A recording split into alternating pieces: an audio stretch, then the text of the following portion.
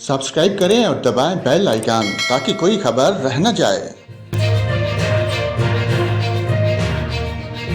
नाजरीन, आपको बताएं, लाहौर, सरगोदा, फैसलाबाद और जेहलम समेत पंजाब के मुख्तलिफ इलाकों में बारिश हुई। इसके अलावा जैकबाबाद में बारिश के बायस दीवार गिरने से खतून जान बहक और एक बच्चा जख्मी हो गया। महकमा मौसम जात की जानब से आज पंजाब, खैबर पख्तूनख्वा, मशरक़ी बलूचिस्तान, बलाई सिंध, कश्मीर और गिलगित बल्तिस्तान में आंधी चलने और बारिश की पेशगोई की गई है।